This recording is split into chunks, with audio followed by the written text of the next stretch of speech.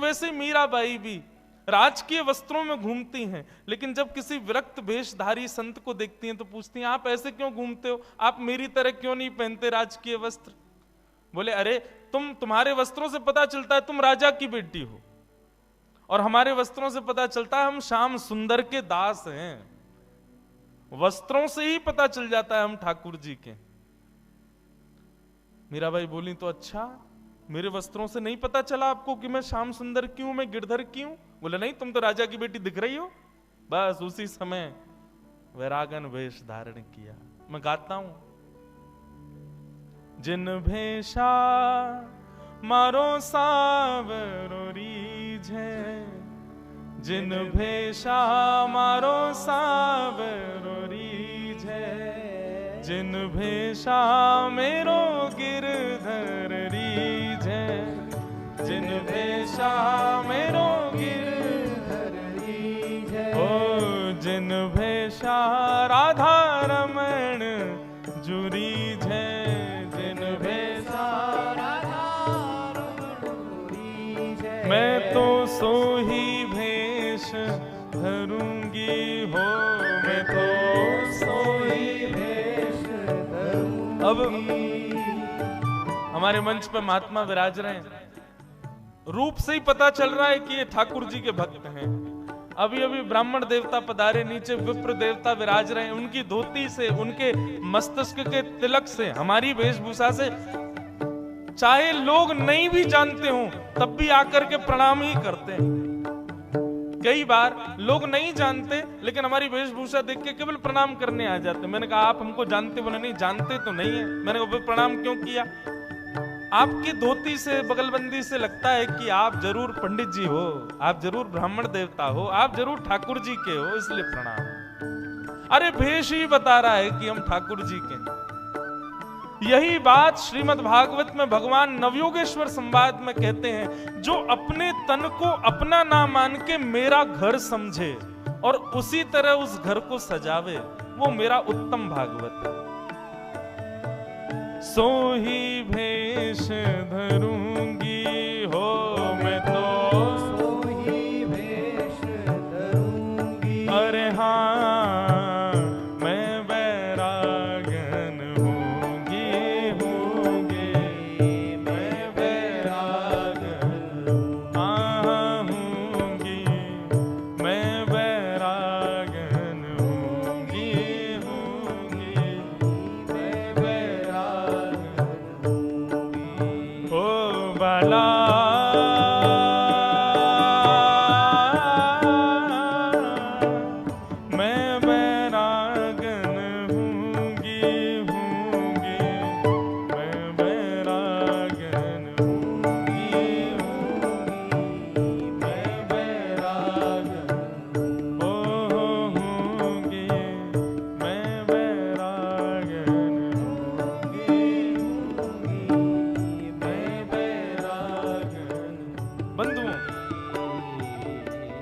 आप लोगों को याद हो जाए तो बहुत अच्छा, नहीं तो डायरी में लिखते जाना कहीं पे।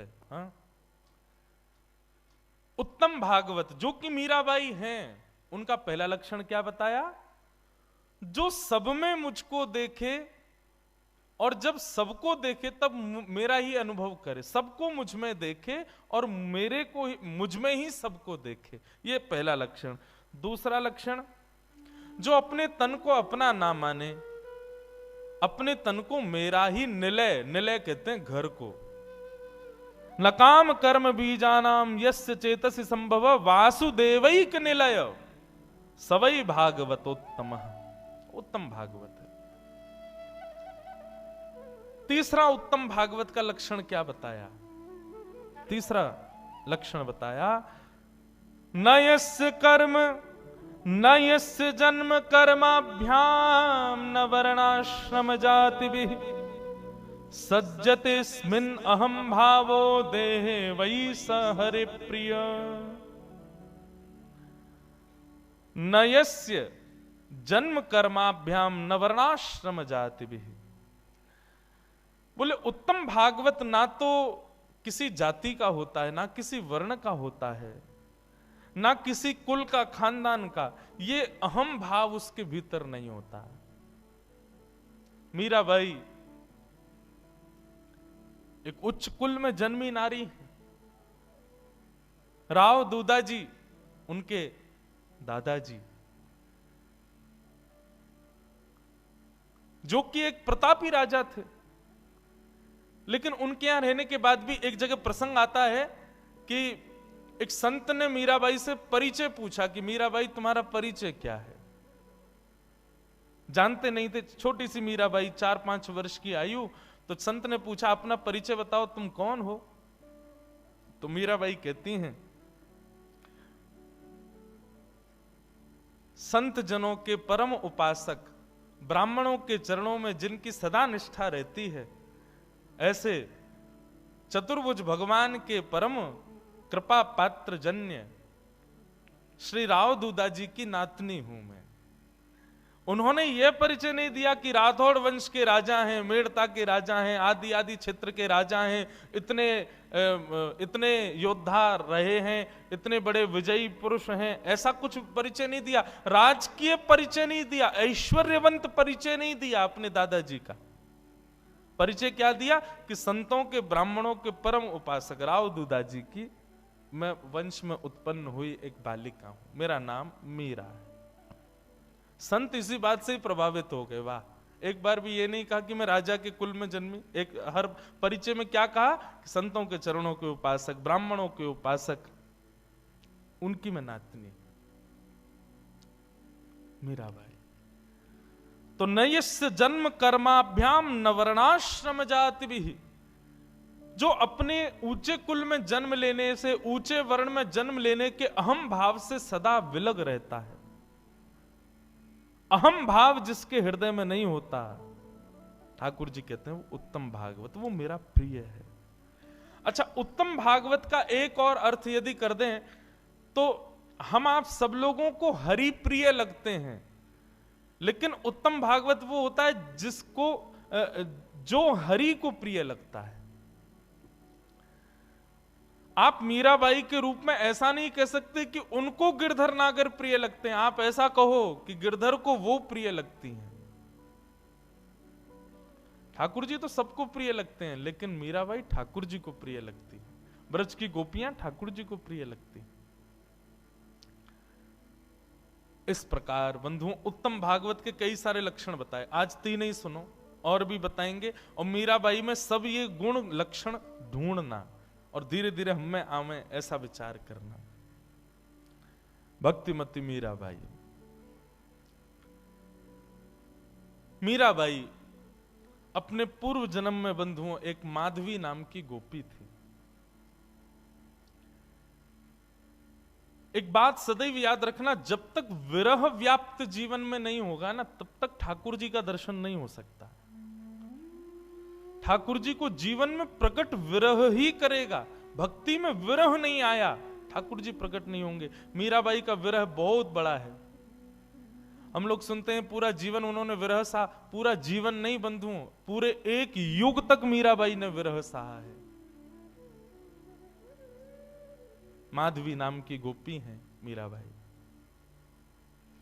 नन्हे से गोपाल जी अपने द्वापर युग की कथा, पहले पूर्व जन्म की कथा सुने मीराबाई की।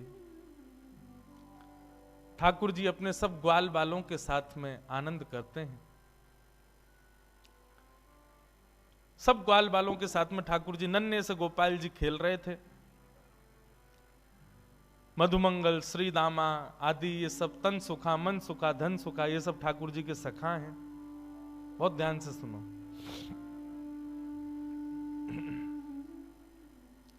ये सब सखा हैं ठाकुर जी के। एक दिन ठाकुर जी सब ग्वाल वालों के संग खेल रहे थे। सो ठाकुर जी का सखा श्री दामा बीच खेल से ही जान लगो। ठाकुर जी बोले, अरे भैया कहां को जा रहे हो? लाला मैं तो अपनी ससुराल जा रहा हूं। ठाकुर जी तुरंत पहुंच गए श्रीदामा के पास, हाथ पकड़ लियो, बोले ससुराल जी कौन सा काम है भैया? ब्रजभाषा समझ में आ रही है? देखो भैया, आप सब लोग अधिकतर यहाँ अहीर समाज के लोग बैठे हैं, आप सब लोग ब्रज से ही हो, आपके सब पूर्वज ब्रज के ही हैं। ब्रज भाषा तो समझ में आनी चाहिए, आपके द्वारिकाधीश की भाषा है। ठाकुर जी बोले भैया ये श्रीदामा जे कौन सो गांव है? ससुराल। श्रीदामा बोलो अरे बाबड़े ससुराल गांव ना होवे। बोले तो फिर का होवे ससुराल? बोले ससुराल होवे ब्याह एवे के बाद में एक नहीं दो घर है जाए, एक तो होवे अपनी मैया को घर पिता को घर, और एक होवे पत्नी के मैया पिता को घर, वाकू के हैं ससुराल। ठाकुर जी बोले तेरी बात मेरे पल्ले ना पड़ रही लाला, अरे ससुराल कहा होवे मुझको जल्दी बता।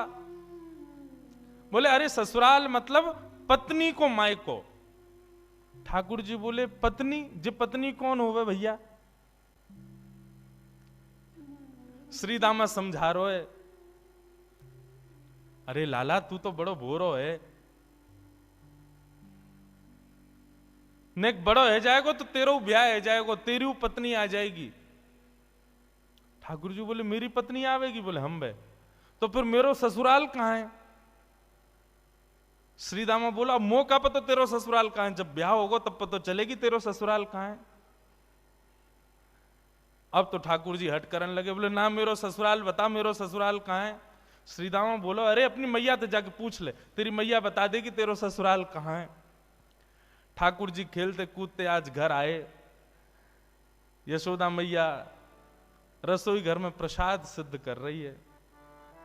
ठाकुर जी आके गोद में बैठ गए, बोले मैया मेरो ससुराल कहां है?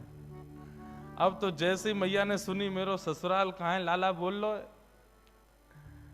मैया बोली लाला ये कहां से सीख आए हो? बोले आज मैया मैं खेल रहे हो तो श्रीदामा अपनी ससुराल गए हो, तो वो बोलो मैं ससुराल जा रहा हूं, तब से मेरे मन में आ रही मेरो ससुराल कहां है। मैया बोली ससुराल लाला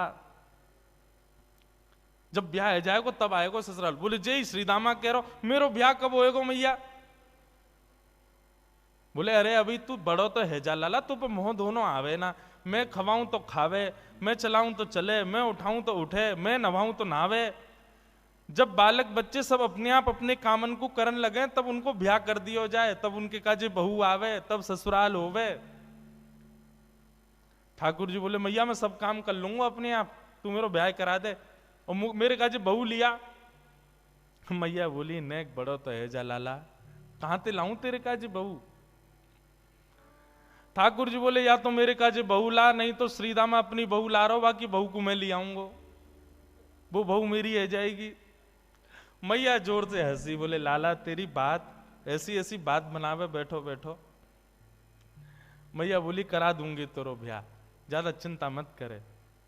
अब तो ठाकुर जी रोने लगे, मैया मेरो अभी ब्याह करा, अभी ब्यावे जाऊंगा, मैं तो अभी ब्याह करूंगा।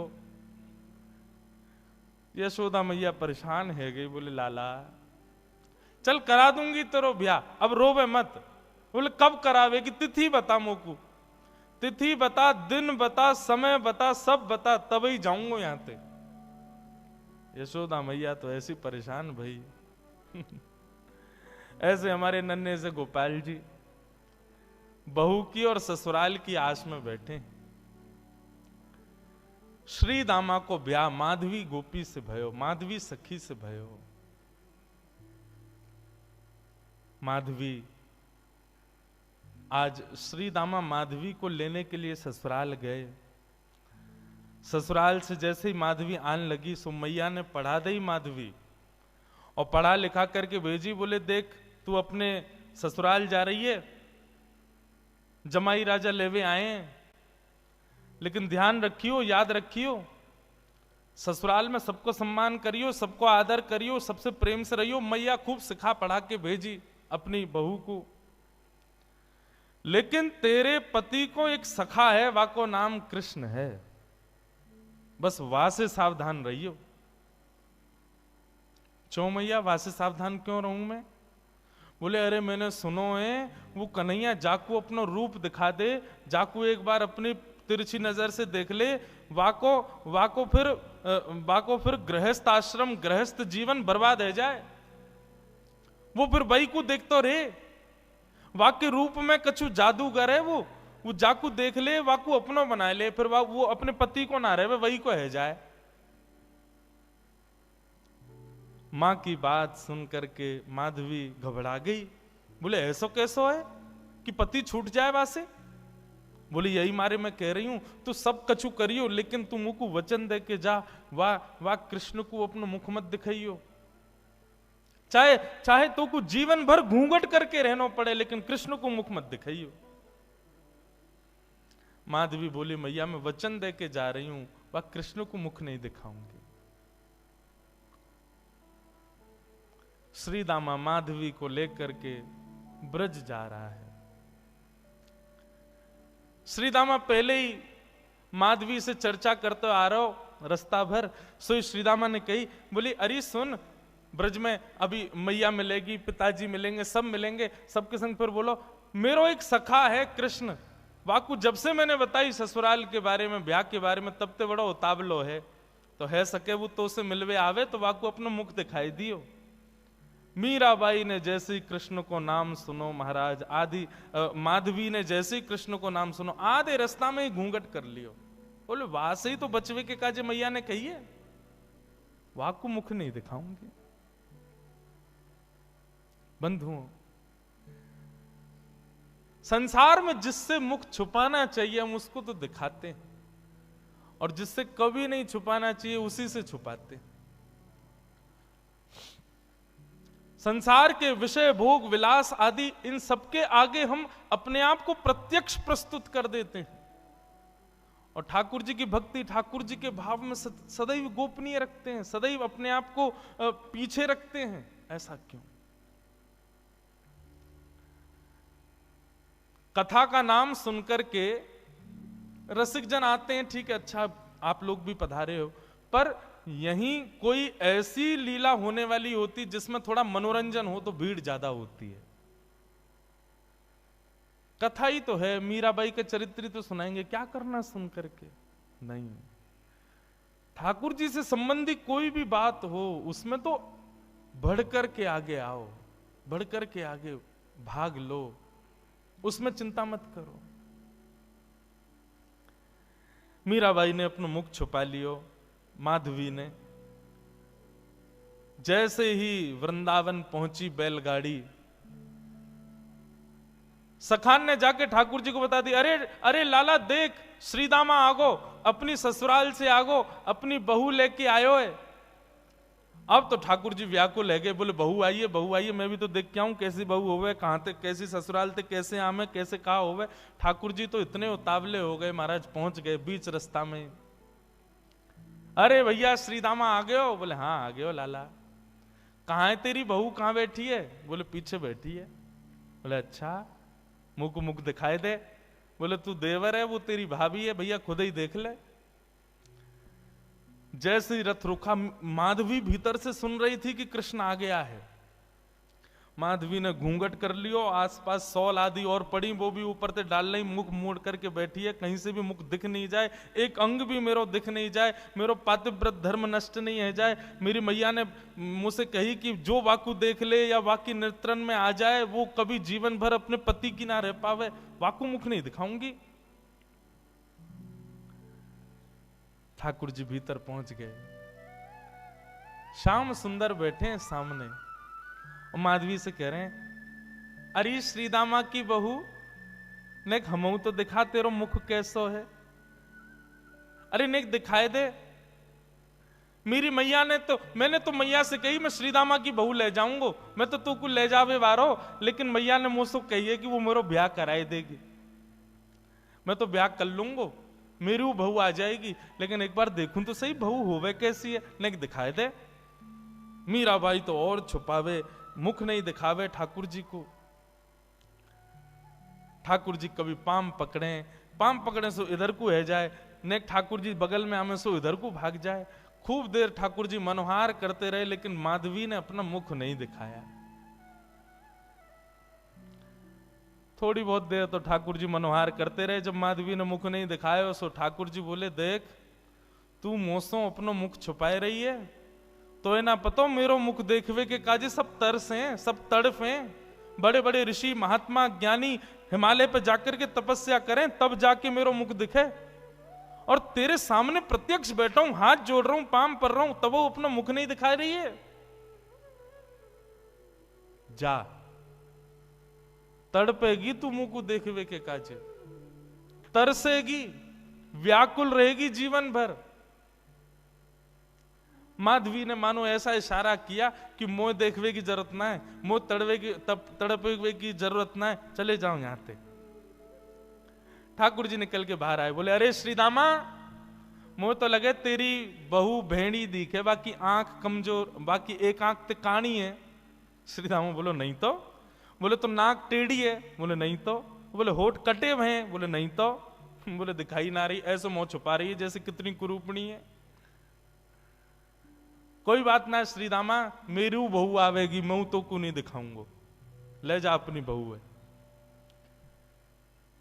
माधवी चली गई, अपने घर आ गई। लेकिन बंधुओं, गोविंद दामोदर स्तोत्र में कहते हैं ना, ग्रहे ग्रहे गोप वधू कदम्बा, सर्वे मिलित्वा समवाप्य योग्यम, पुण्यानि नामानि पठन्ति नित्यम, गोविंद दामोदर माधवेति। ब्रज में तो और कुछ होता ही नहीं है, हर घर में केवल कृष्ण की चर्चा चलती रहती है। सुबह उठने से लेके रात्रि सोने तक केवल कृष्ण कृष्ण कृष्ण। कृष्ण ने ऐसो कियो, कन्हैया ने ऐसो कियो, अरे आज तो नंद को लाला वहां घूम रहे हो, अरे आज तो नंद को लाला वहां डोल रहे हो, सब जगह यही चर्चा। अब माधवी सोचे इन पे और कोई बात ही नहीं है, अगल बगल की सब गोपियां, पूरे घर गृहस्थी की कोई बातचीत नहीं, बस पूरे दिन वो नंद को लाला ऐसो करे, नंद को छुरा ने आज तो ऐसो कियो, अरे आज तो माने ऐसो कियो, पूरे दिन वही की चर्चा। अब माधवी कहे किससे, अपनी सास से कहे, अगल बगल की गोपियों से कहे, बोले तुम लोगन पे और कोई बात ना है, कभी बैठ जाओ, कहीं चले जाओ, 24 घंटा या कृष्ण कृष्ण कृष्ण कृष्ण वही की चर्चा करते रहो। और भी तो कई बातें गृह गृहस्थी की कर लो भैया, ये 24 घंटा कन्हैया। एक गोपी बोली, अरे ये नई नई आई है का अभी ब्रज में? बोले हम बे अभी नहीं आई है। वो कितने दिन आएगे? बोले 3 दिन आएगे। वो 3 दिन आएगे, एरी गोपी, एरी माधवी, तेने कन्हैया देखो अभी तक, या कन्हैया की दृष्टि पड़ी तो पे? माधवी बोली, मैं नहीं दिखाऊंगी वाकू अपना मुख, मेरी मैया ने मनाई करके भेजो है कि वाकू मुख दिखावे से यही स्थिति है जाए जो तुम लोगन की, अपनी पति की चर्चा नहीं करो, वह नेक से कन्हैया की चर्चा कर रही हो, मैं तो ना दिखाऊंगी वाकू मुख। गोपियां सब बोली, यही मारे तेरे मुख से वाक्य काजे ऐसे दुर्वचन निकलने, अभी तेने वाको मुख देखो ना है, अभी तेने वाको रूप देखो ना है, यही मारे ऐसे बोल रही है। अरे जाद ना वो छवि दिख जाएगी ना, जाद ना वो मोहनी मूरत सांवनी सूरत तेरे चित्त में बस जाएगी ना माधवी, तू भी हमारी तरह वही की चर्चा करेगी। माधवी मन में सोचती भी है, ऐसा कहा है वाक्य रूप में जो और कोई चर्चा ना आवे चित्त में।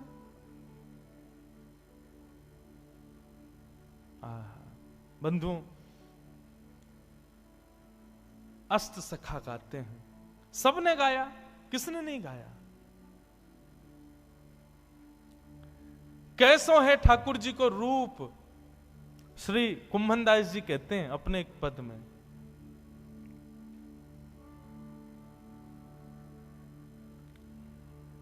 नैना पलक लागे नहीं रूप देखे। अरे माधवी, वह कन्हैया को रूप कैसो है? बोले नेत्रन से जब वो सामने दिखेगा ना, तो जैसे पलक मानो झपकनो अपने आप को भूल जाएंगी, ये पलक नीचे आनो भूल जाएंगे। आज हम संसार की कोई वस्तु देखें तो पलक ना जाने कितनी बार झपके, हमें खुद को पता ना चले। बोले श्याम सुंदर जब नेत्रन के सामने आएंगे तो पलक भी भूल जाएंगे कि हमको झपकना है, ऐसा रूप है वाको। गोवर्धन के अंग अंग प्रति निरख नैन मन रहत नहीं। अरे वाको एक एक अंग ऐसा है कि एक अंग को देखेगी तो वर्षों तक एक ही अंग को चिंतन चलता रहेगा। ऐसा ना है कि एक बार में नेत्रन को भी देख ले, मुख को भी देख ले, कानन को भी देख ले, हाथ भी देख ले, पाँव नहीं, एक बार में एक ही अंग दिखेगा और वही कोई चिंतन चलता रहेगा। कहरी कहो कछु कहत न आवे, चुत चुरायो वे मांग दही। कहा कहूं, वाक्य रूप को वर्णन ना कर सकूं। माधवी बोली ऐसो काय वाक्य रूप में? बोले वर्णन को विषय ना है, कोई बता ही ना सके। अरे कितनों बड़ो वक्ता आ जाए, वाक्य रूप को वर्णन कोई ना कर सके। कुंभन दास प्रभु के मिलवे की, कुंभन दास प्रभु के मिलवे की, सुंदर बात सखियन सो कहे। आहा नैन पलक लागे नहीं। ऐसा रूप है वह कन्हैया को।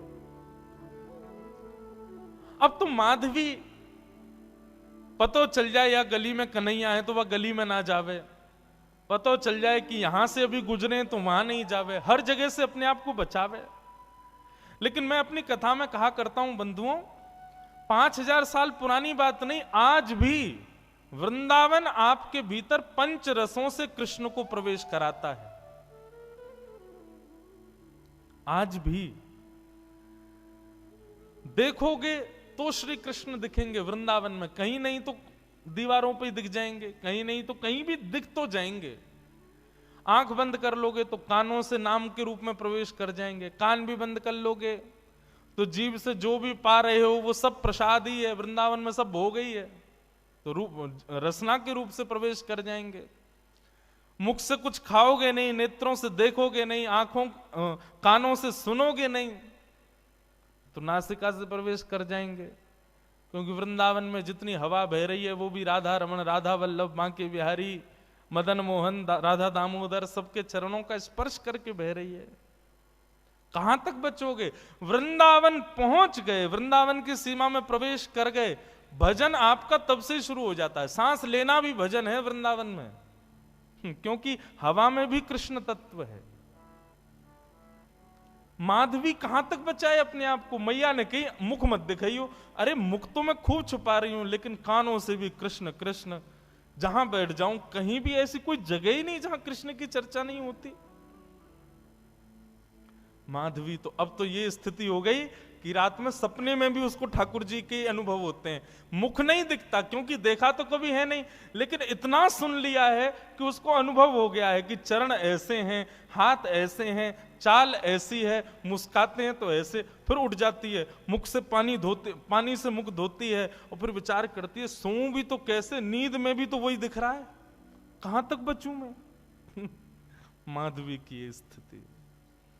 24 घंटे चिंतन में श्री कृष्ण श्री कृष्ण श्री कृष्ण।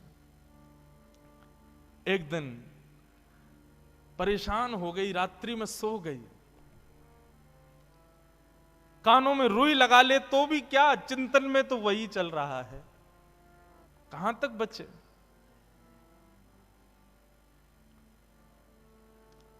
रात्रि में सोई थी, आज मानो मीराबाई को ऐसा लगा कि सुबह हो गई है, और तुरंत उठ करके हाथ मुंह धो करके माधवी ने मटका उठाया, यमुना जल भरने के लिए निकल पड़ी।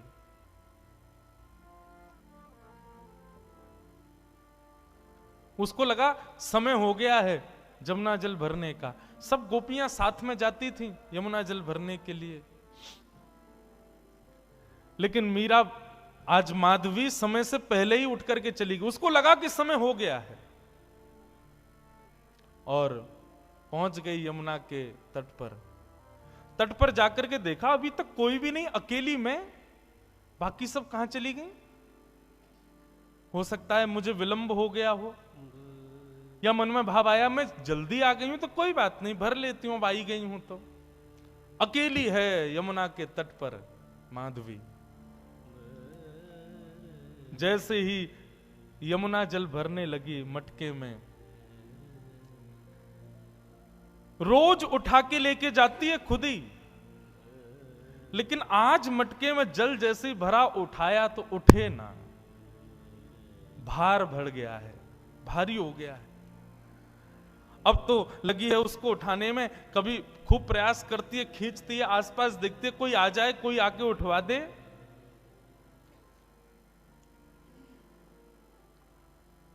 इतने में ही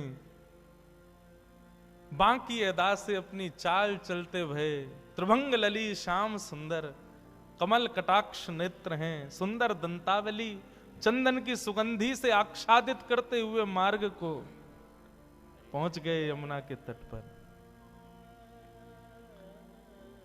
माधवी आसपास देख रही है, कोई दिखे तो आवे, उठवावे। तभी दृष्टि पड़ी श्याम वर्ण, नन्हे से श्याम सुंदर छोटो सा बालक। माधवी ने देखा तो था नहीं उनको, देख करके लगा अरे पता ना कौन सी गोपी को छोटो सा सुंदर सा बालक सवेरे सवेरे जमुना के तट पर घूम रहा है। मीराबाई ने तुरंत आवाज दी, अरे ओ लाला, अरे ओ भैया, नेक अयो इतकू अयो। ठाकुर जी कूदते फांदते अपनी चंचल अदा से, कभी यहां देखें कभी वहां देखें, ऐसी मधुर मुस्कान उनकी, पहुंच गए माधवी के पास। एक बार को तो मानो जैसे देखती ही रह गई माधवी, लेकिन मन में ये एक बार भी नहीं आया कि ये वही तो नहीं है जिससे बचना चाह रही हूं। नन्नो सो बालक है, चंचल सोया को बदन है, जरूर कोई गोपी को छोरा होगो। मटकी रखी है और माधवी ने कही, अरे लाला तूने किए जल की भरी, यमुना जल की भरी मटकी ने ऊंचाई दे, मुंह पे उठना ही रही है, बहुत भारी है गई है। ठाकुर जी इशारों करके बोले हाँ मैं उठवाए दूं। अब भाई जैसे मीराबाई माधवी उठाने लगी, ठाकुर जी ने अपनी दोनों भुजान को वहां में मानो जैसे एक भाव जैसो दियो, सोई मटकी उठ गई। अब मटकी तो उठी, ठाकुर जी नेक से नेक उठा के इतनी ऊपर तक कर देते, लेकिन ज्यों ज्यों मटकी उठाई ठाकुर जी त्यों त्यों लंबे रहते चले गए और बिल्कुल मीराबाई के सन्मुख खड़े है गए। ऊंचाई करके जैसे ही मटकी शीश पर धारण कराई, शीश पे मटकी धारण करते ही माधवी ने अपने नेत्रन से सामने देखो, और जैसे ही सामने देखा, आहा, वरहा पीडम नटवर वपुः कर्णयो कर्णकारम, विभ्रदवास कनक कपिसं वै जयंतीं चमालाम, रंध्रान वेणु वधर सुधया पूरयन गोप वृंदै वृंदारण्यम, स्वपद रमणम प्राविशद गीत कीर्ति। दोनों भुजा से मटकी पकड़ रखी है, नेत्रों से सामने श्याम सुंदर को देख रही है, मुख खुला हुआ है, प्रश्वेत के बिंदु माथे से नीचे गिर रहे हैं, और अचेत अवस्था में मीराबाई उनके रूप को देख रही है, माधवी उनके रूप को देख रही है।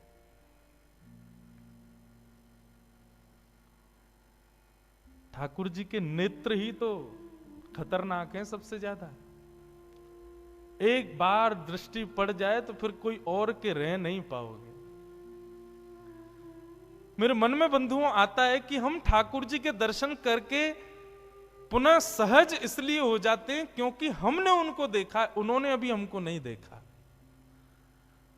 कभी ठाकुर जी ने यदि हमको देख लियो ना, तो एक बार उनके सामने जाके फिर सहज नहीं हो पाओगे, फिर अन्यत्र कहीं मन लग नहीं पाएगा। मीराबाई माधवी अचेत खड़ी है, ठाकुर जी से जितनो बचनो चाह रही, ठाकुर जी ने उतने सबरे अपने बाण मार दिए, नेत्रन से कटाक्ष मार दी, मधुर मुस्कान कर दी, अपने रोम रोम को दर्शन कराई दियो। महाराज अब तो माधवी की स्थिति एक जड़वत कोई मूर्ति जैसे खड़ी रहती है, ऐसे खड़ी है। गोपियों ने एक ही दिन पहले ही बताया था कि वो दिख जाता है तो क्या होता है, वही हो गया। अब ठाकुर जी तो अपने सैन चला करके वहां से भाग गए। समय हुआ उन गोपियों के आगमन का जो यमुना जल रोज भरती थी। जैसे ही आई, आकर के देखा अचेत अवस्था में अब भी ऐसे ही खड़ी है माधवी। सबने आकर के देखो, अरे ये तो हमारी माधवी है। अरे ऐसे कैसे खड़ी है भैया? अरे सांप सूंघ गए हो का है गो? ये तो ऐसे मूर्तिमंत है कि खड़ी है। कोई हाथ पकड़े, कोई पांव पकड़े, कोई मुख को खींचे, थोड़ी हिलावे, लेकिन बिल्कुल मूर्तिमंत। नेत्रों से केवल 2 अश्रुबिंद गिर रहे हैं, आंखें पलक झपक भी नहीं रही हैं, मानो केवल देह खड़ा हो। चित्त वृत्ति तो ले गया अपने साथ, खड़ी। एक गोपी बोली, अरे का है गो? कोई ने टोना कर दियो का? कोई ने मंत्र फूक दियो का? एक गोपी मंद मंद मुस्काए के बोले कहीं ऐसा तो ना है नंद जी को छोनाया ने देख लियो होए। अरे जो ज्यादा वासे बचवे को प्रयास करे वो वही कोई पकड़े। ये बहुत घूमती ना, वाकू नहीं देखूंगी, वाकू मुख नहीं दिखाऊंगी, वासे वाकू की तरफ नहीं करूंगी। मुझे लगा कहीं वही ने तो याकू अपनो दर्शन नहीं करा दियो।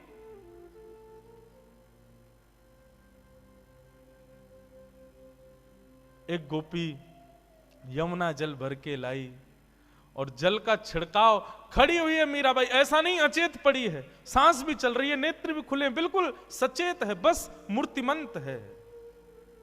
पानी का छिड़काव किया, मुख पर जैसे जल मारा, तब मानो जैसे रुकी हुई श्वास आई हो और जल पड़ते ही मूर्छित होकर के गिर पड़ी माधवी। जल का छिड़काव किया, पैरों को मलना शुरू किया, हाथ दबाए, तब जाकर के चेतना आई और चेतना आकर के उठते ही बोली, वो कहां है? वो कहां चला गया?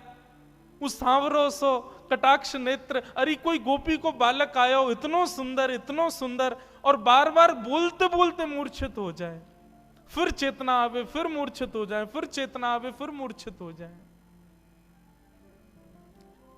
सब गोपियां चिंतित नहीं मुस्कुरा रही हैं। अब जैसे ही माधवी चेतना में आई, आते ही बोली, तुम सब मुस्कुरा रही हो, मेरी स्थिति तो देखो, मुझ को ज्वर चढ़ रहे हो है, मुझसे चलो ना जा रहे हो, मुझसे उठो ना जा रहे हो, मेरी स्थिति ऐसी क्यों हो रही हो? तुम सब मुस्कुरा रही हो। तब एक गोपी बोली, तेने कोई और को लाला ना देखो, तू जैसे बचवे को प्रयास कर रही ना, वही आयो तेरे पास, वही नंद नंदन, वही श्याम सुंदर, वही हमारी यशोदा जी को लाला, वही तेरे खसम को मित्र कृष्ण, वही आयो।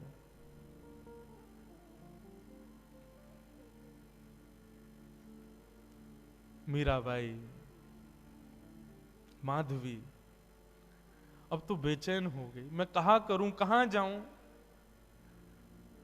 मुझको घबराहट है रही है, मुंह से उठो ना जा रहा, मुझसे चलो ना जा रहा, मैं बोल भी ना पा रही, बार बार अचेतना है रही है, कछु करो ना। सब प्रकार के प्रयास किए, लेकिन माधवी कहे नहीं, अब तो एक ही उपाय है कि वाके सामने मुंह को ले चलो, मुंह को दिखाए दो, वाको रूप दिखाए दो।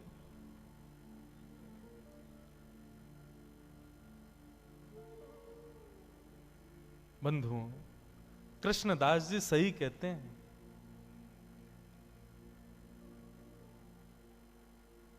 सजल श्याम घन वरण लीन है, फिर चित अनत न भटक्यो, मेरो मन गिरधर छवि पे अटक्यो।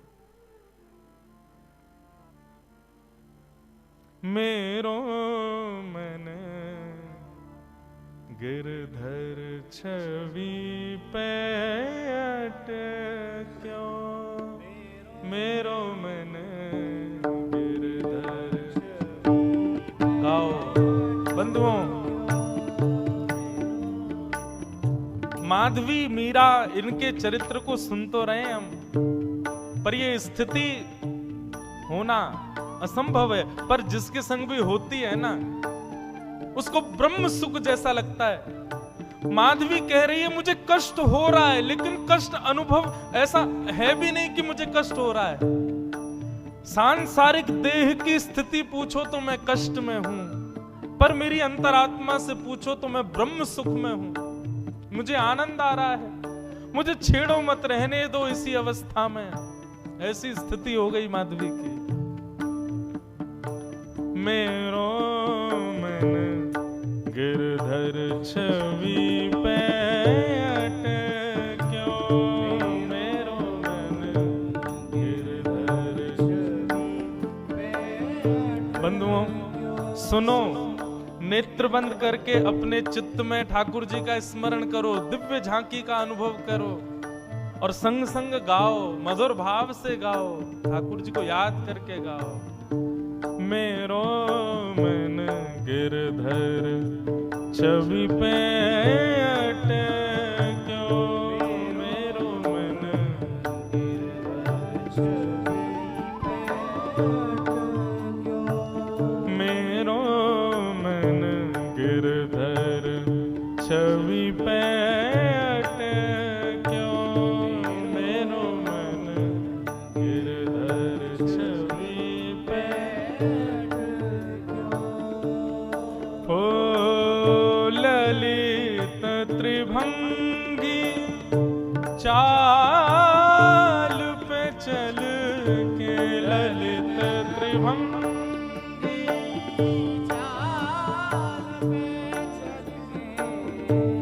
ललित त्रिभंगी चाल पे चल के, ललित त्रिभंगी चाल पे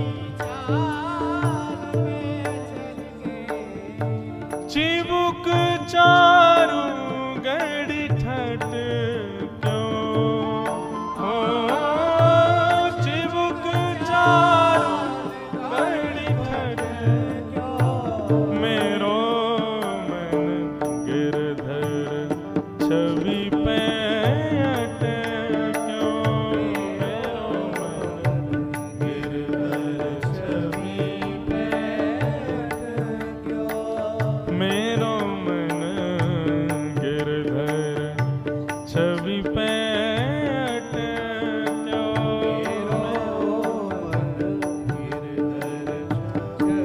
बोलो गिरधर गोपाल की जय।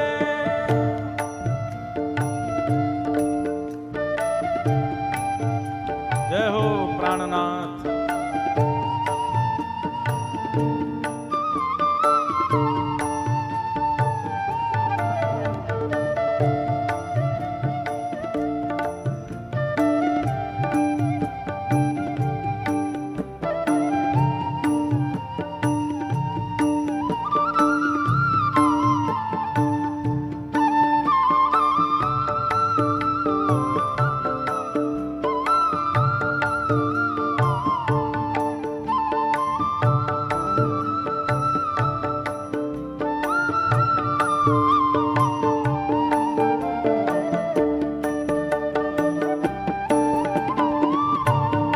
प्यारे गिरधर लाल की जय।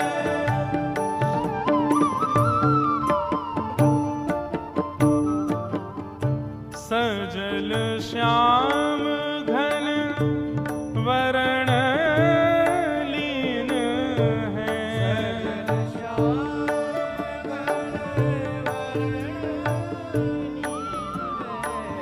सजल श्याम घन वरण लीन है,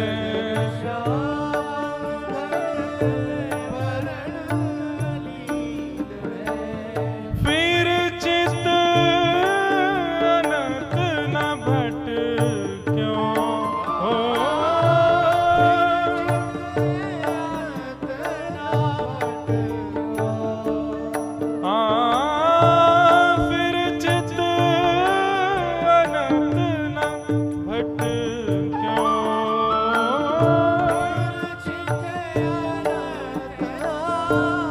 बंधुओं, जैसा मैं कह रहा हूं और जैसा हम अभी माधवी जी के चरित्र में सुन रहे हैं, ये बिल्कुल सत्य है। ठाकुर जी यदि चित्त में एक बार विराज गए, ठाकुर जी ने यदि हमको दृष्टि से कभी देख लिया, फिर चित्त अनत न भटक्यो, फिर चित्त कहीं और लग ही नहीं पाएगा। इसलिए भैया हाथ जोड़ के प्रार्थना, या तो भगवत प्राप्ति के मार्ग पर बढ़ना नहीं, और यदि भगवत प्राप्ति के मार्ग पर चलने लगो तो इस बात को पहले ही समझ लीजिए कि फिर संसार के नहीं रह पाओगे, संसार में किसी वस्तु को अपना नहीं पाओगे। आप चाहो कि संसार भी आपका रहा आए, ठाकुर जी भी आपके रहे आए, नहीं हो पाएगा। प्रेम लक्षणा भक्ति के पथ के अनुगामी बनोगे तो एक को तो छोड़ना पड़ेगा, या तो ठाकुर जी को छोड़ो या संसार को छोड़ो। फिर चित्त अनंत न भटक्यो, ओ फिर चित्त अनंत न भटक्यो, मेरो मन गिरधर छवि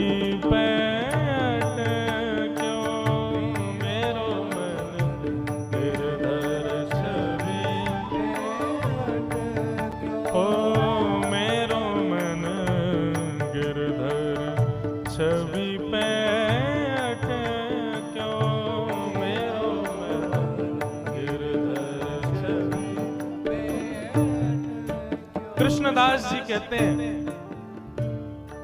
माधवी अब पूछ रही है मैं क्या करूं। मैंने तो बहुत रोका, बहुत बचाया अपने आप को कि उसके सामने कभी ना पड़ूं, लेकिन मेरा ब्याह भी तो ब्रज में हुआ ना, जहां कानों से, आंखों से, नाक से, जीभ से, त्वचा से, सब जगह से कृष्ण ही जाता है भीतर। मैं कहां तक रोकूं खुद को? और जब अब आ चुका है भीतर, जब वो चित्त में बैठ गया, तो अब मैं क्या करूं? मेरे बस में नहीं अब कुछ भी। लगन लगी घनश्याम की जाए, लगन लगी। ये नारायण दास जी का पद है, नारायण दास जी का पद है, बहुत सुंदर पद है। वे कहते हैं, एक बार जिसको ठाकुर जी की लगन लग जाती है, लगन लगी घनश्याम की जाए, लगन लगी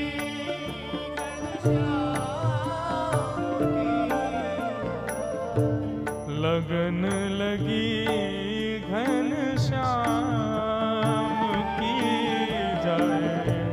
लगन लगी। कृष्णदास जी कहते हैं, एक बार लगन यदि लग गई ठाकुर जी की, फिर संसार के नहीं रह पाओगे, तो फिर करें क्या? फिर क्या उपाय है? एक ही उपाय है, कृष्णदास किए प्राण न्युछावर,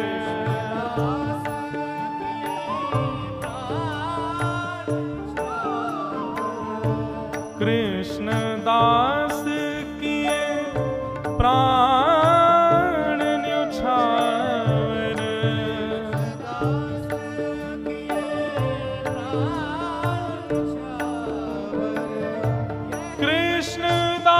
कृष्णदास किए प्राण न्युछावर,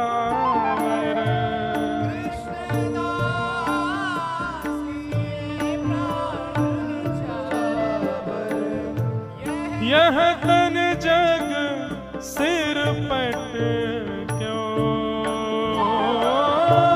यह तन जग सिर पट क्यों, ओ मेरो मन गिरधर छवि पैट क्यों, मेरो मन गिरधर छवि पैट क्यों, मेरो मन गिरधर छवि पैट क्यों,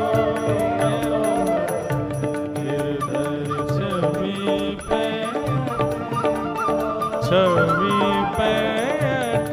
क्यों, छवि पैट क्यों।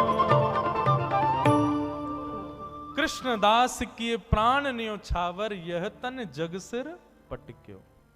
इसका मतलब क्या है? मतलब प्राण त्याग दें अपने?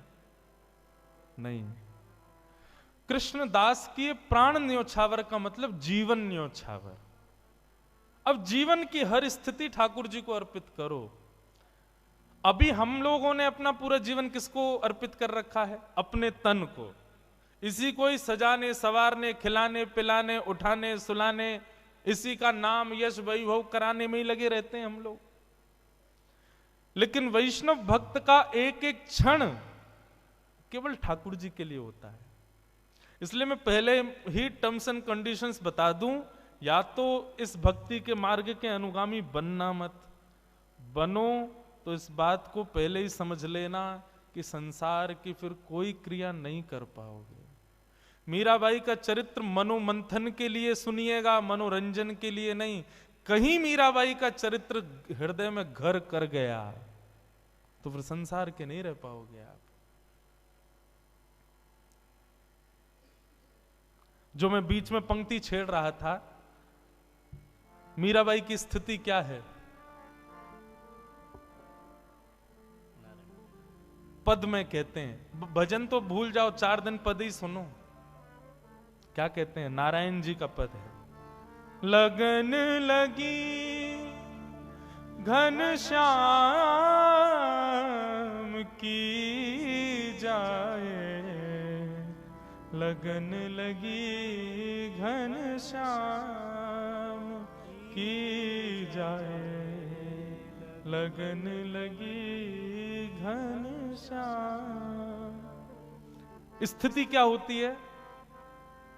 धरत कहूं पग परत है कित हूं, रखोगे कहीं पैर और जाएगा कहीं। धरत कहूं पग परत कित हूं, भूल जाए सुधि धाम की। छवि निहार नहीं रहे सार कछु, छवि निहार नहीं रहे सार कछु, धरि पल निस दिन जाम की जाए, लगन लगी घनश्याम की जाए, लगन लगी घनश्याम की। बंधुओं,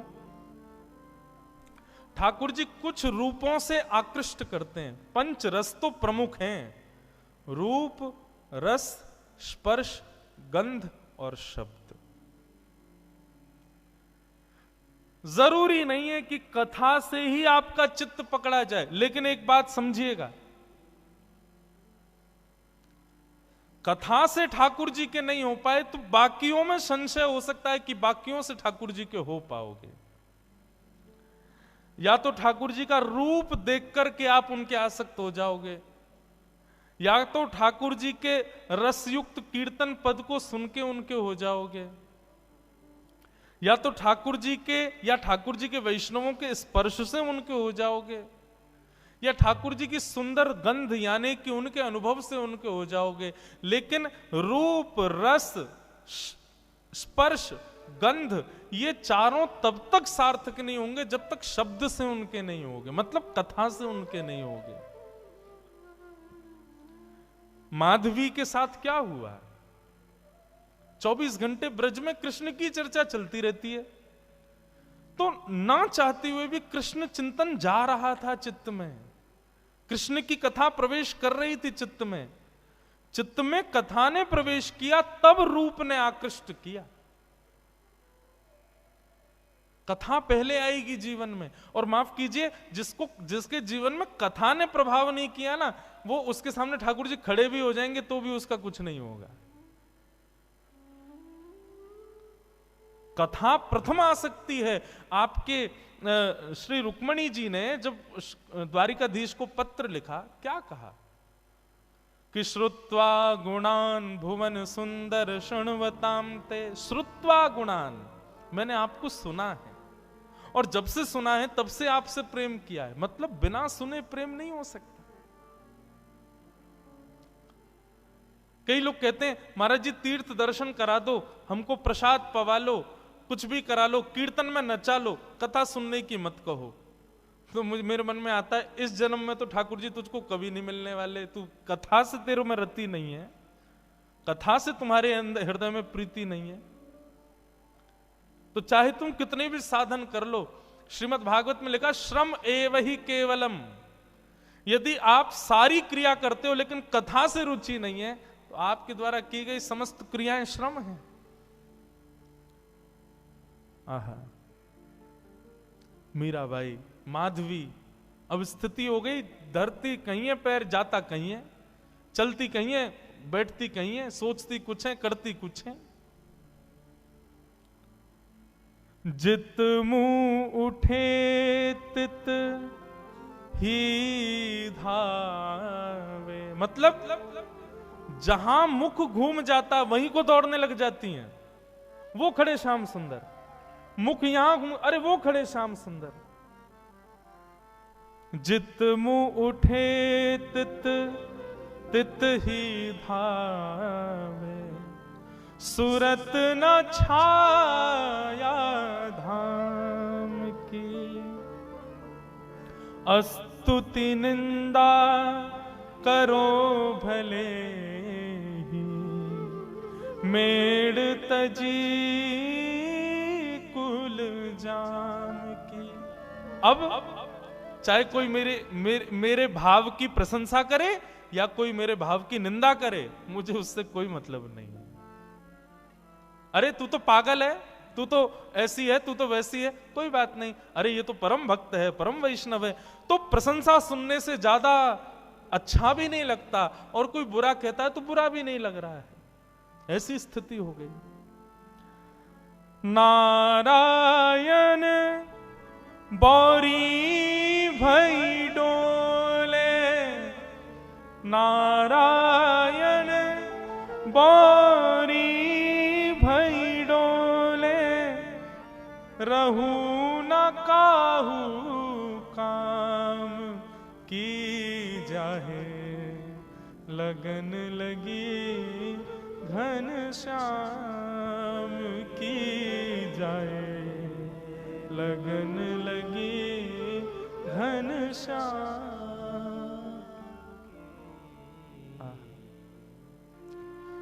हम किसी काम के नहीं हैं, आपको पता है। हमारी माता जी, हमारे परिवार के लोग हमसे इसलिए दुखी रहते हैं, बोले इससे केवल कथा करना आता और कुछ नहीं आता इसको। हम जब, वैसे तो घर जाने का अवसर नहीं मिलता, 2-3 महीना कथाओं में ही रहते हैं, लेकिन जब घर जाते हैं तो घर के काम माता जी कहती हैं ये भी देखो, वो देखो, भैया इतने दिन में आए हो, ये देखो, तो वो सब होता ही नहीं है। बस कथा करा लो, ठाकुर जी की सेवा करा लो, उत्सव करा लो, इसके अलावा कुछ और करने को कहोगे तो हम बिल्कुल अंगूठा छाप हैं हर चीज में, हमसे कुछ नहीं हो सकता। और यही स्थिति है बंधुओं। यदि आप संसार के और किसी काम के रह गए तो समझो अभी ठाकुर जी के भय नहीं। माधवी की स्थिति ऐसी हो गई। लगन लगी घन श्याम की जाए, लगन लगी घन श्याम। व्याकुल हो गई माधवी, गोपियों से कहने लगी मैं तुम्हारे हाथ जोड़ूं, पैर पूजूं, मुझे नंद नंदन के पास ले चलो। बंधुओं, यह हमारे ब्रज साहित्य की कथा है। ब्रज की कोई गोपी जब उसको ठाकुर जी का दर्शन करना होता था तो क्या करती थी? यमुना जल भरने जाती और चलते चलते धूप का बहाना लगा के कि धूप में चक्कर आ गए और चक्कर खा के गिर जाती, और फिर उस पर जल डालो, औषधि पिलाओ, किसी से ठीक नहीं होती। तब 2-4 गोपी जाती ठाकुर जी के पास, बोले एक गोपी बेहोश हो गई, चलो। ठाकुर जी आते फिर, और ठाकुर जी आकर के वाक्य कान में आकर के कहते चल रही गोपी जल्दी खड़ी है, जा मैं आ गए हो। सोई गोपी चेतना में आ जाती, ठाकुर जी को देख लेती, ठीक हो जाती। ठाकुर जी वैद्य बन गए, वैद्यराज। गोपियों की चिकित्सा करते हुए घूमते हैं। एक बार एक गोपी की मैया बोली, बोले ये लाला बड़ो कान में कहा बोले, सबरी गोपी उठ के खड़ी है जाए। एक बार वो वृद्ध गोपी ने विचार किया, आज मैं बीमार होके देखूं, मैं देखूं कहा बोले कान में। उसकी भावना तो कुछ थी नहीं, ठाकुर जी के प्रति प्रेम तो था नहीं। ऐसी चलती चलती हाय राम गिर गई करके बेहोश हो गई। गोपी बोली अरे बेहोश हो गई है सासू मां, कन्हैया को बुलाओ। ठाकुर जी आए, ठाकुर जी आके देखते ही पहचान गए, बोले भाव नहीं है, जबरदस्ती पहचान करना चाह रही है कि मैं कान में क्या बोलता हूं। ठाकुर जी आए, आकर के पहले नब्ज उठा के देखी, बेहोश थोड़ी थी, चेतना में थी, वो तो सुनना चाह रही थी कान में मंत्र क्या बोलते हैं ये। ठाकुर जी ने पहले नब्ज देखी और फिर वो जो पड़ी थी उसकी बहू से बोली, अरे तेरी सासू तो बहुत बीमार रह गई है, या को तो बड़ो वालो मंत्र देना पड़ेगा। बोले कहा, बोले मंत्र से काम ना चलेगो, या के काजे तो नीम तोड़ के लाओ और नीम को कंडा में जला के नीम को धुआं करो, वहां में लाल मिर्च डालो, वो या की नाक पे लगाओ तब ठीक होएगी। इतने में सास उठ के खड़ी है गई, मैं ठीक है गई लाला, है गई ठीक, तेरे फाम पूजू, बस अब कचू ना चाहिए। श्याम सुंदर ऐसे गोपियों की चिकित्सा करते हैं, लेकिन आज जब माधवी की स्थिति ऐसी भई, गोपियां कहीं, बोले लाला एक नई गोपी आई है, अचेत पड़ी है, लाला एक बार दर्शन दे दे। बोले कहा नाम है बाको? माधवी। अरे अपने श्रीदामा की बहू। भगवान बोले वो बहू? बोले हाँ। वो ससुराल ते आई का है? बोले हाँ वही। वाकू तो अपना मुख नहीं दिखाऊंगा। अरे बड़ी इतरा रही, मैं बात से पाम पूछ रहा हूं कि अपना मुख दिखाए दे, मुंह को दिखाया हो नहीं मैंने, पड़ी रहने दो, मैं ना आऊंगा वाक के पास। वाकू तो मैंने वचन दिया है कि वो तड़पेगी मेरे रूप को देखवे के काजे। ठाकुर जी नहीं गए माधवी से मिलने, क्योंकि ठाकुर जी चाहते थे कि यह विरह वेदना कलयुग में प्रेम लक्षण बन के जन्म लेगा, इसलिए विरह देना पड़ेगा। जब बीज में से एक स्वस्थ वृक्ष को जन्म देना होता है ना, धूप की ताप में रखना पड़ता है। ठाकुर जी यदि किसी को वेदना देते हैं, विरह देते हैं, तो निश्चित है उस पर अति कृपा है, अति प्रसन्न है, उससे कुछ और कामना है। ठाकुर जी सहज में ही किसी को अनुभव दे दें, सहज में ही किसी को कृपा कर दें, तो समझो कि अभी उसकी भक्ति उतनी श्रेष्ठ नहीं हुई। लेकिन किसी को तड़पा में, विरह दे में, तो समझो इससे प्रीति ज्यादा है। व्याकुल माधवी, तभी प्रसंग आया गोवर्धन लीला का। इंद्र के मान को मर्दन करने के लिए भगवान श्री कृष्ण ने जब गोवर्धन पूजा का कार्य रखा, सब ब्रजवासी गए, गोपियां गई। अरे माधवी वैसे तो कन्हैया आवे ना है, लेकिन आज सब ब्रजवासी जा रहे हैं, आज तो को कन्हैया जरूर दिख जाएगा, चल। माधवी भी गोवर्धन गई है, लेकिन बंधुओं उसकी दृष्टि में पता नहीं क्या हो गया, उसको सब दिख रहे हैं लेकिन ठाकुर जी नहीं दिख रहे। गोपियों से कहे कहीं दिखे श्याम सुंदर? बोले वो तो घूम रहे सामने, देखे तो ठाकुर जी ओझल हो जाएं, ठाकुर जी कहीं छुप जाएं, मानो कोई लता पत्र अपने आप आगे आ जाए, बाधाएं अपने आप खड़ी होने लगी और त्यों त्यों व्याकुल हो गए माधवी। 56 भोग के बाद जब इंद्र ने अपने मान के प्रभाव से जब मेघ वर्षा की, त्राहिमाम करके सब ब्रजवासी दौड़ने लगे, तब नन्हे से बाल कृष्ण ने 7 कोस लंबे चौड़े गिरिराज पर्वत को अपने बाम हस्त की कन्नी उंगली पर धारण कर लिया। सब ब्रजवासी जाकर के गिरिराज पर्वत के नीचे खड़े हो गए। माधवी भी वहीं खड़ी थी। गोपियों से बोली, मैं प्राण हाथ जोड़ूं तुम्हारे, एक बार मुझे दृष्टि गोचर करा दो, एक बार उसका दर्शन करा दो बस। गोपियां जैसे तैसे भीड़ के बीच से लेकर के उस मुख्य स्थान पर गई जहां ठाकुर जी खड़े थे, सबको दर्शन हो रहे थे। लेकिन जैसे ही माधवी पहुंची, माधवी ने जैसे ही उस चट्टान के ऊपर देखा जहां ठाकुर जी खड़े थे, ठाकुर जी का एक क्षण गिरधर स्वरूप दिखा और दिखते ही ओझल हो गया, धुंधला हो गया, मानो आंखों में पानी आ गया। खूब मीड़े, खूब जल डाले, लेकिन ठाकुर जी नहीं दिखे। प्राण निकलने को होने लगे माधवी के, लेकिन निकल भी नहीं रहे हैं। सिर पकड़ के बैठी है, प्राण ही निकल जाए, नहीं दिख रहे हैं तो चरणों में सर झुका दिया, बोले क्षमा कर दो, मैंने अपनी मां के गलत उपदेश का पालन किया, जिससे मुख छुपाना नहीं था उससे छुपाया, मुझसे अपराध हो गया नाथ। ठाकुर जी बोले माधवी अब तो तुझे मेरा रूप नहीं दिखेगा, अब तो प्रतीक्षा कर। कितने वर्षों की प्रतीक्षा? ठाकुर जी बोले 1 युग की प्रतीक्षा। अब तो तुझे मेरा दर्शन कलयुग में ही होगा, जाओ अब मेरी विरह वेदना रूपी भक्ति में ही रहो, उपासना करो मेरे रूप की, उपासना करो मेरी, तब जाकर के तुमको दर्शन होगा। माधवी का फिर उसके बाद जीवन केवल नेत्र बंद करके साधना युक्त रहती है, रोती है, विलकती है, लेकिन ठाकुर जी नहीं दिखते उसको। ब्रज की गोपियां भी कभी कभी माधवी के ऊपर तरसती हैं कि बताओ हम कितनी सौभाग्यवंत हैं कि हमको दिख जाते हैं, इसको दिखते ही नहीं है। सब आकर के रूप बताती हैं, आज श्याम सुंदर ने ऐसी पाग पहनी है, ऐसे वस्त्र पहने हैं, ऐसी, उन्हीं का ही चिंतन करके माधवी अपना जीवन यापन करती है। और इसी प्रकार सुन सुन करके ठाकुर जी की रूप माधुरी का अपने जीवन यापन करते हुए अपने प्राणों का परित्याग किया माधवी ने। और वही माधवी की दिव्य चेतना इस आभा मंडल में भ्रमण करती रही।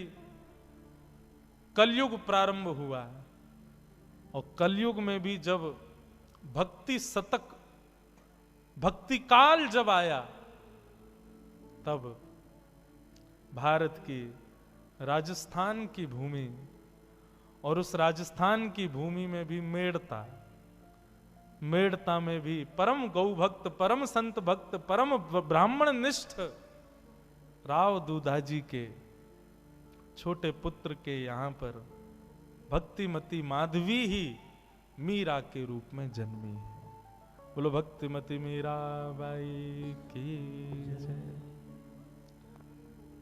शरद पूर्णिमा का दिन अभी अभी निकल करके गया, शरद पूर्णिमा, वही शरद पूर्णिमा का मंगल दिवस। बंधुओं,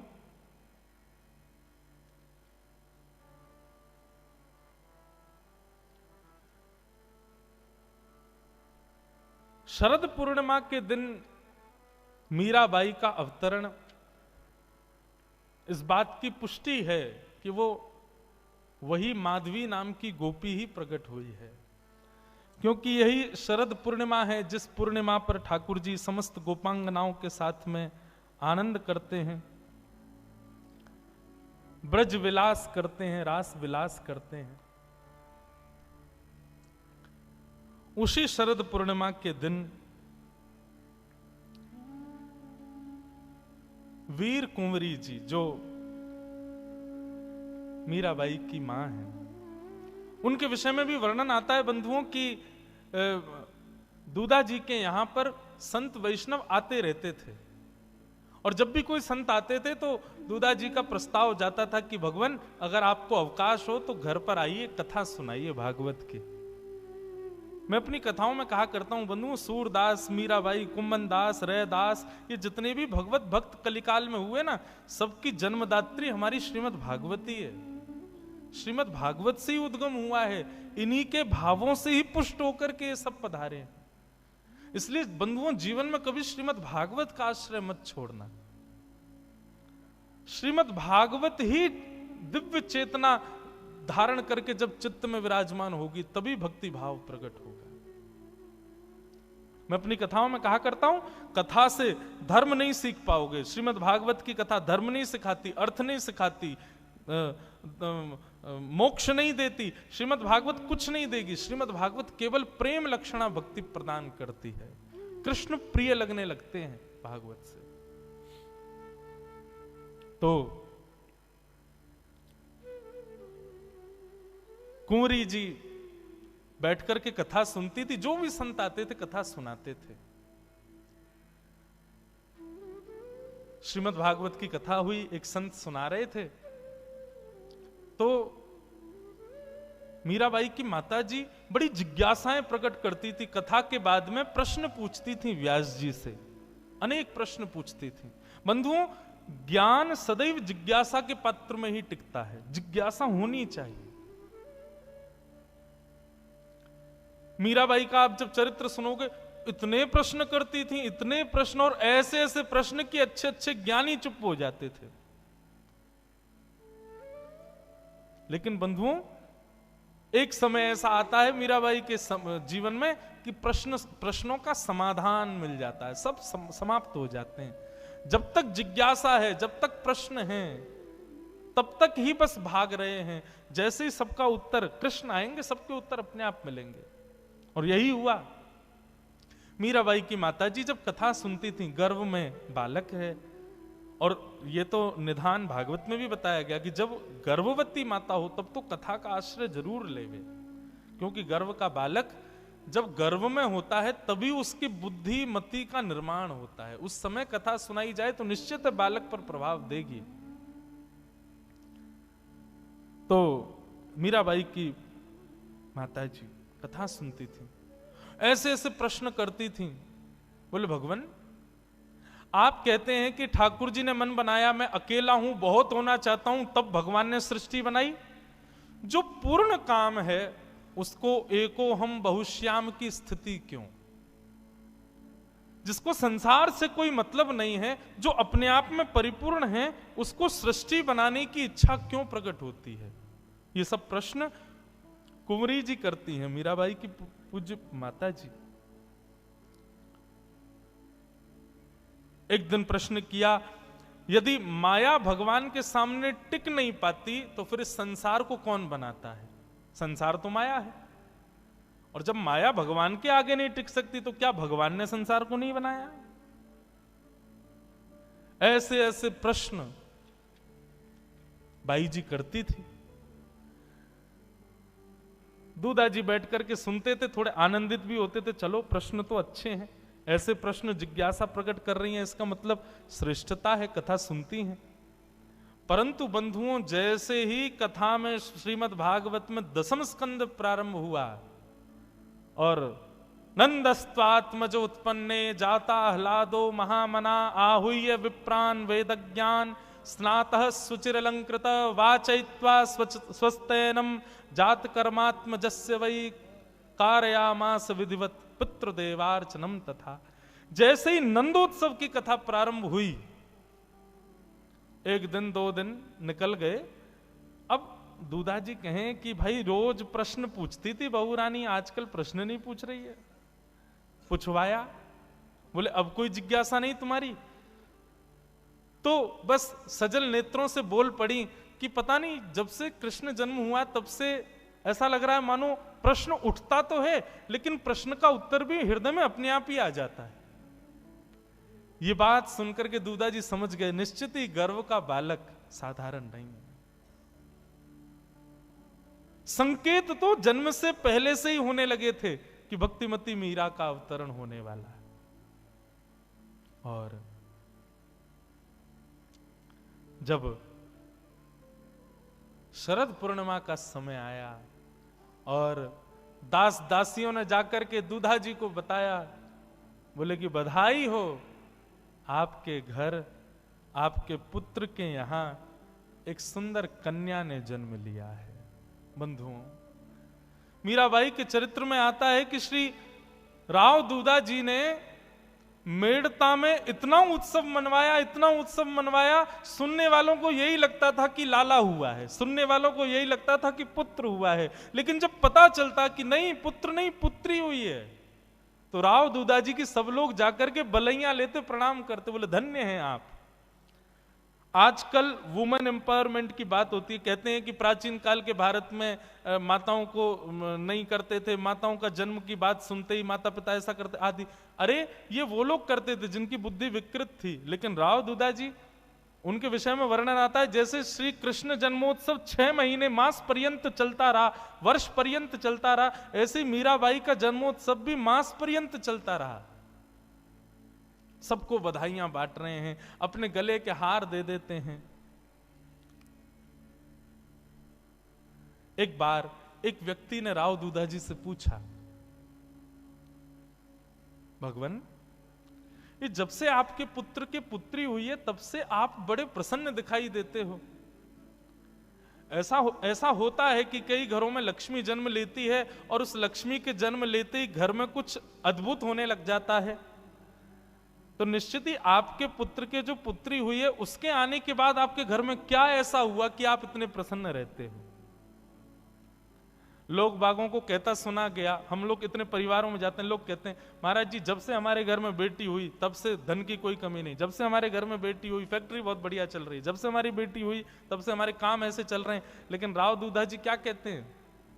बोले भैया, जब से हमारे घर में पुत्री हुई है ना, तो मेड़ता में पहले से ही बहुत संत आते थे, लेकिन जब से हमारे पुत्र की पुत्री हुई है तब से ऐसा लगता है एक कोना अयोध्या, दूसरा कोना वृंदावन, तीसरा कोना बद्रीनाथ, चौथा कोना। बोले इतने संतों की जमात आती है, इतने वैष्णव आते हैं, इतने भक्त वृंद हमारे मेड़ता में सहज ही अनायास ही आ जाते हैं, तो हमें लगता है कि हमारे घर लक्ष्मी नहीं साक्षात भक्ति रानी आई है, साक्षात भक्ति महारानी पधारी है।